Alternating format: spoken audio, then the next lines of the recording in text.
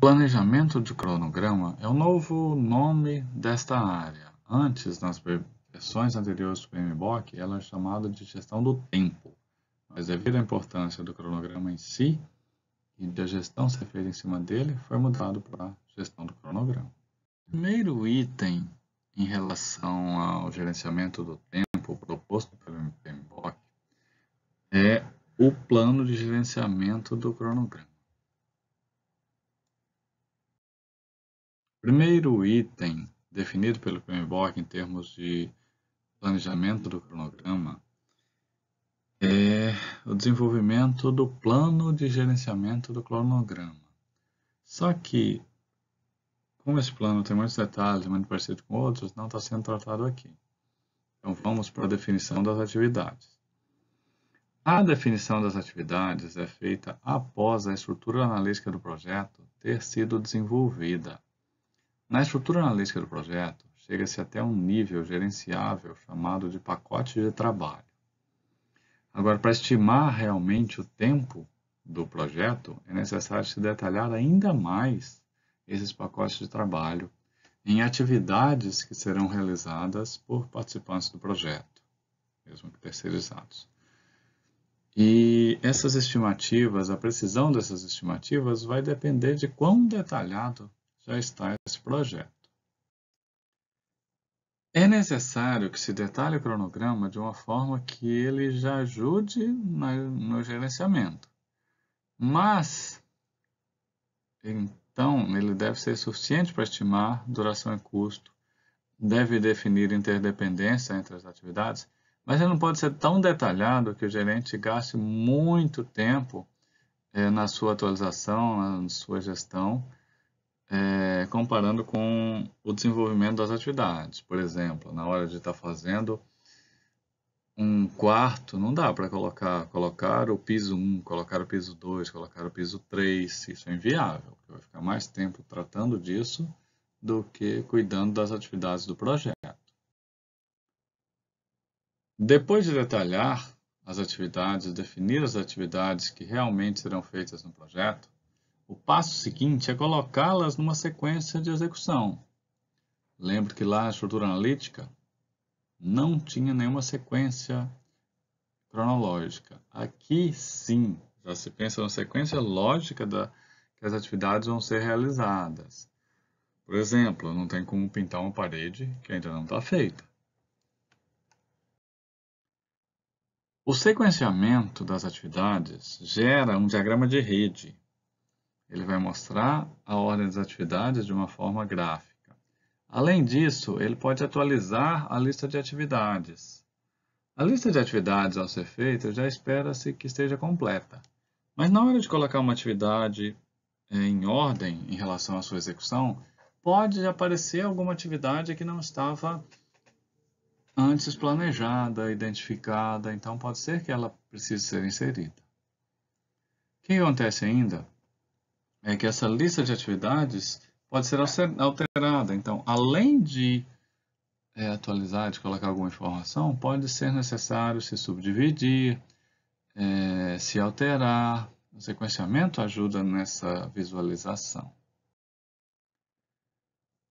Então, para desenvolver a rede de atividades, vai ser colocado de uma forma lógica de relação entre cada uma dessas atividades. O diagrama de rede, chamado de diagrama de precedência, ele é facilmente entendido. Olhando-se para ele, já se consegue entender a lógica, mesmo sem nunca ter visto ou feito um diagrama similar.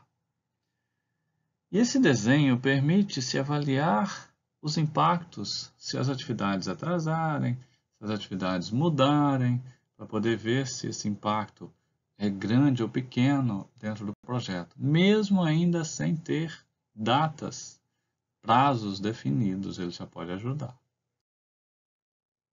Esse é o formato do diagrama de precedência, o diagrama de rede. Ele mostra o início e o fim, mostra as atividades e mostra a sequência que é utilizada. As atividades são representadas por retângulos, a sequência por setas, que mostram a dependência entre uma atividade e outra.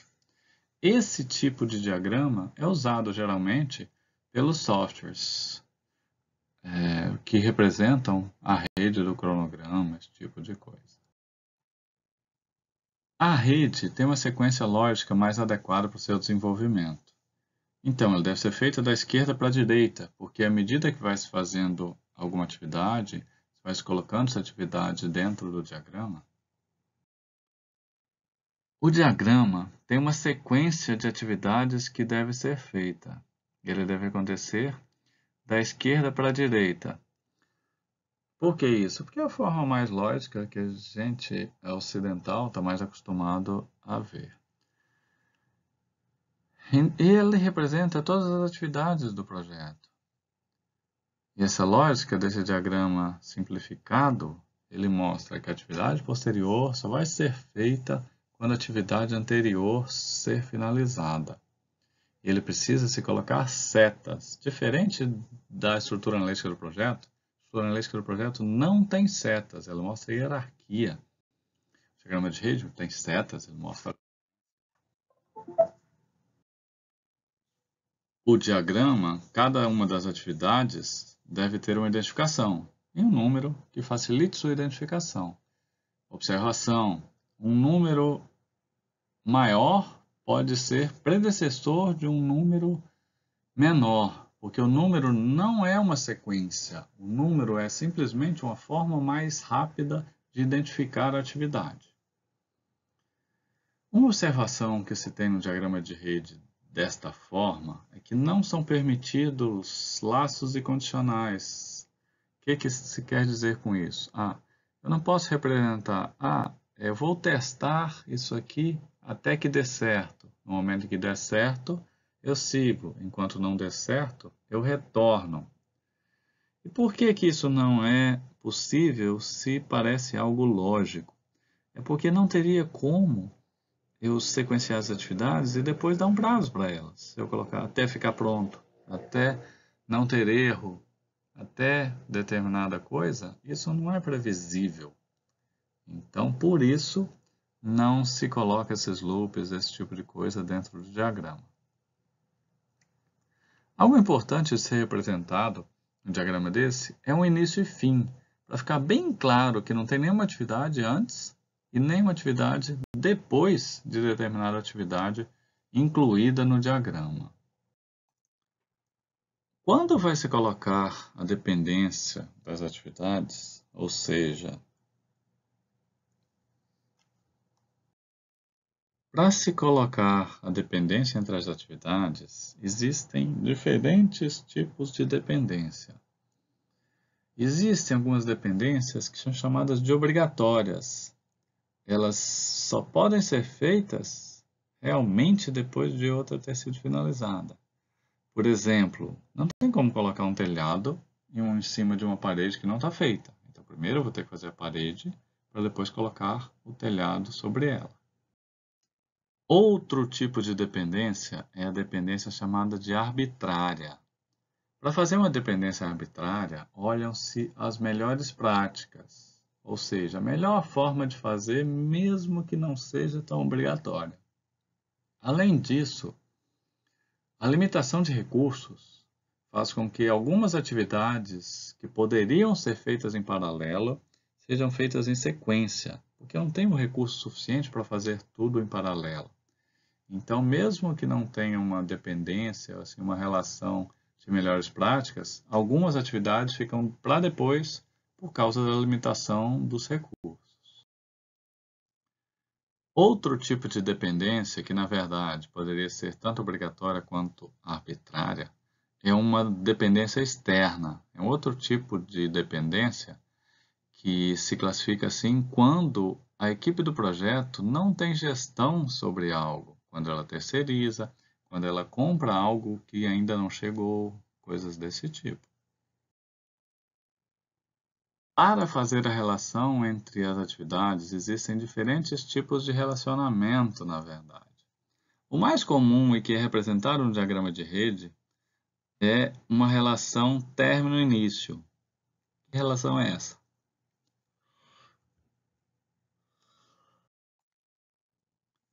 Diferentes tipos de dependência de relação pode acontecer entre as atividades.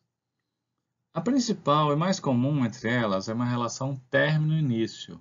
Que tipo de relação é essa? A atividade posterior vai começar quando a anterior acabar. Acabou, a outra se inicia. Ela é mais usada e mais comum nos projetos.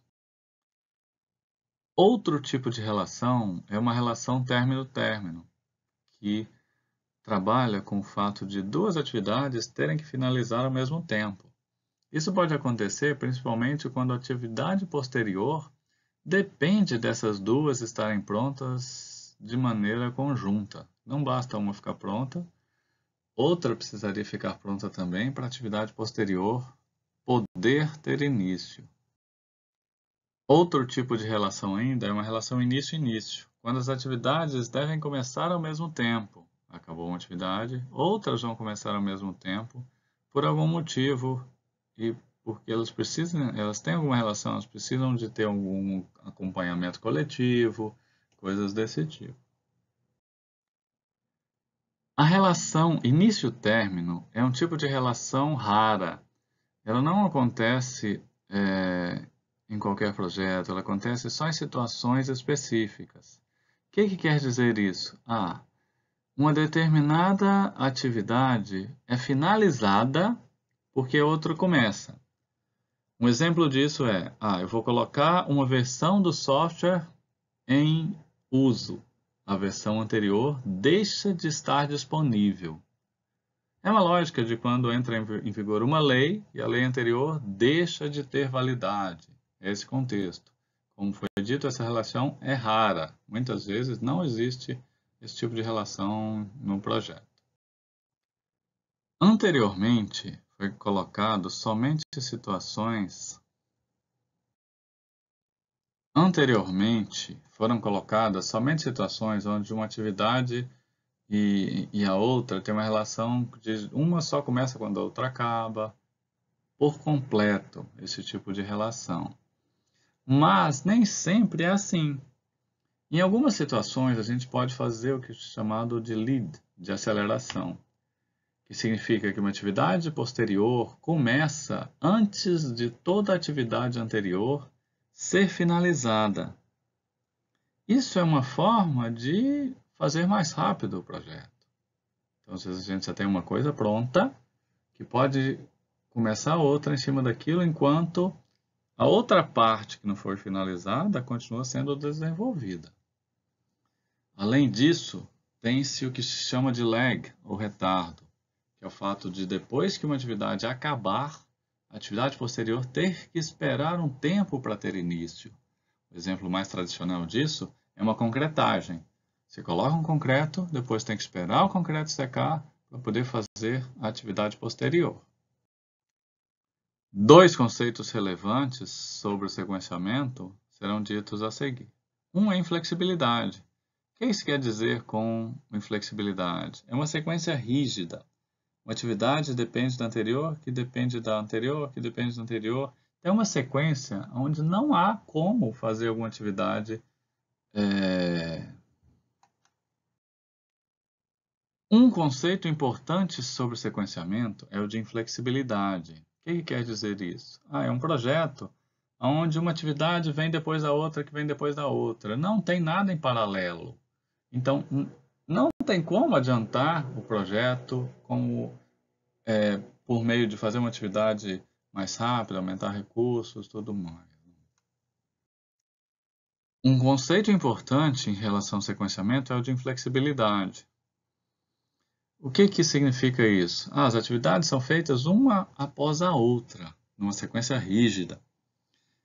Então, é difícil de se acelerar um projeto desse. Só fazendo a própria atividade mais rápido se consegue acelerar. Não existem outras técnicas de paralelismo, de tentar colocar recursos melhores para aquelas atividades que são mais críticas. Esse tipo de ação é improvável, é impossível de se fazer numa sequência inflexível.